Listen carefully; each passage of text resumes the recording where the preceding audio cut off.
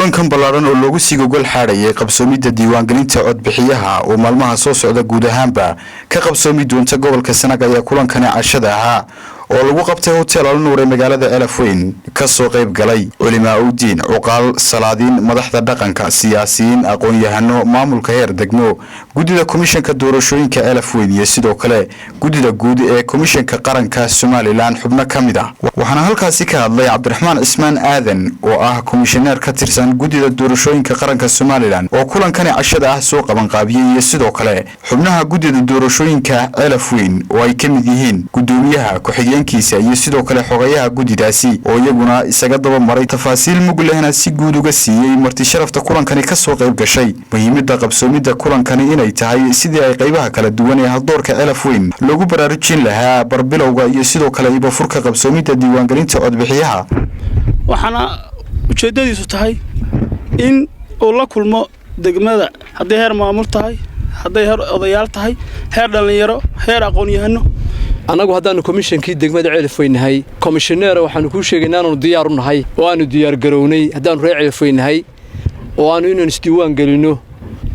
iyadoo aynu inagu nasiib u yeelanay way aragnimo badan oo kuwii inaga horeeyay aan helin waayo inagu in badan oo aan kuwa helin xaajada iyada ayaynu inagu helay ka soo qaybgalka kulankan ballaaran ee aynu ku tala galay inaynu isku dhirigelino ama isku tirtirsiino qaabkii ay uga dhici lahayd diiwaangelinta codbixiyaasha ka bilaabo gobolka Sanaag oo ay degmada Elafweyn ka mid tahay muwaadin kasta waxaan ku dhiirigelinaynaa in isdiiwaan geliyaan waxaan jecelnahay in madax dhaqameedka waxgaradka odayaasha dhalinyarada iyo haweenka degmadu ay ka qayb qaataan dhiirigelinta iyo taabagelinta diiwaangelinta codbixiyaasha ee degmada marka waxaan ku dardaarmayaa inaad isu wacyigelisaan oo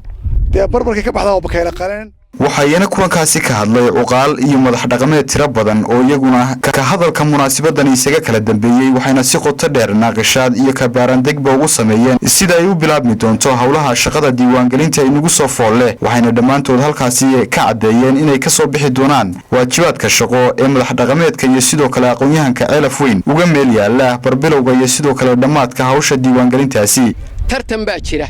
tartanka jira waxba inaan galbeed ka caban galbeed hadaynu inagu dhulka isu dhignona halka ay inaga hayaan un bay inaga haynayaan aad iyo aadna waanu isoo dhaweynayaa imaatinka komishanka nooyay ee danta dadweynaha u soconaya antiisa u soconayna muhiimkuna wuxuu ahaa roobyada baa jirto cabatanka ugu weyn waxa roobyada baa jirto dalka ama sool hal la galo ama buur hal la galo haddaan arinta inagu aynaan hagin oo xoog iska saarin oo sida ay dadka galbeedku ay xoog isaga saareen wararka aynu ku ogaanay aan arinta la qaban oo inagu aynu ka fadhiisano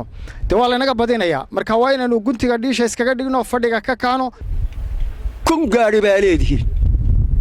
meel kasta ka keena shidaalka ku shubta kalaascaano jooga soo qaata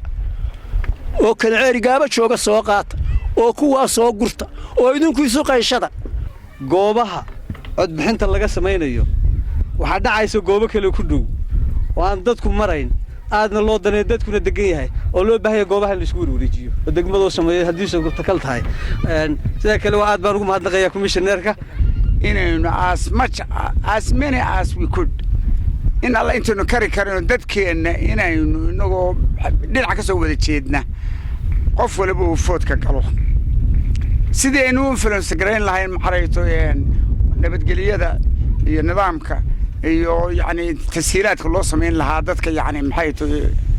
foodka galayana waxaana madax dhaqameedka aqoon-yahanka iyo culimada kulankani ka soo qayb gashay su'aalo iyo jawaabo tiro badan oo ku taxalluqa hawsha diiwaangelinta ay komishanka weydiiyeen su'aalahaasi way jawaabahooda komishanku mid uga jawaabeen isla markaasina ay fahmeen oo la qaateen guud ahaanba haldoorka kulankani ka soo qayb galay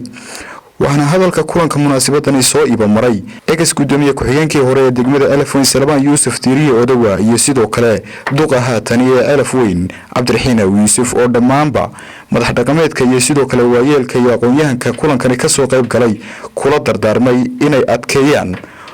oo guntiga dhiisha iskaga dhigaan sidii ay hawsha diiwaangelinta inagu soo fool ay waajibkooda uga soo bixi lahaayeen ka maamul ahaanna ay ku taageeri lahaayeen waa Cabdiraxmaan Ismaaciil Siciid Bulsho TV galbeedka Sanaag.